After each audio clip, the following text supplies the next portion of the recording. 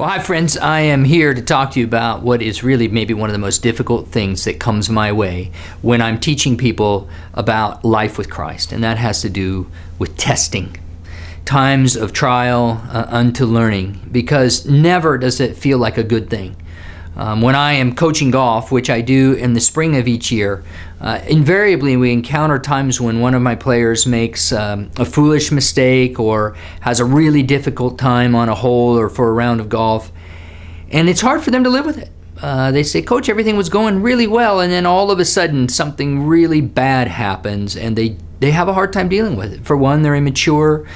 For another, they just thought everything was going so well, and now it came to a big crashing halt, at least temporarily, and that is a difficult thing.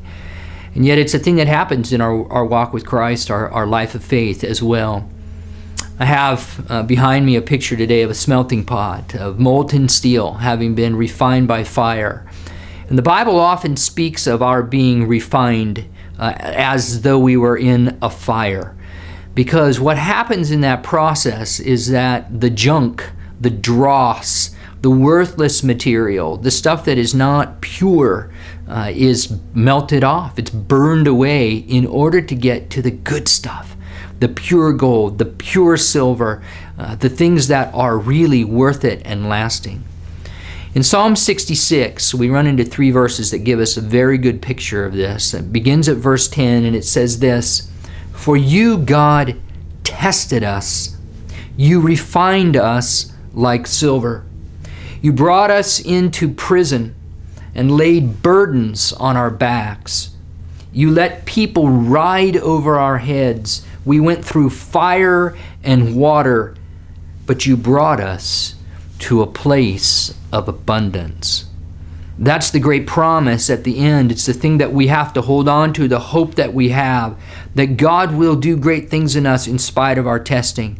We do have to recognize, of course, that this is testing that He allows for, not testing that we bring on our own heads, say, because of our sinful life, and then we back up and say, wow, the enemy's really got it in for us. Those are consequences of our own sin. Now, there are times when false accusations or difficulties that are just part of living on a fallen planet happen to us. And we have to realize, wow, God is bringing us through a tough time, but He's doing it with a purpose. And that purpose is to prepare us for the life He has for us. Jesus said it, "I have come to give you life, and life abundant." That promise remained with Christ.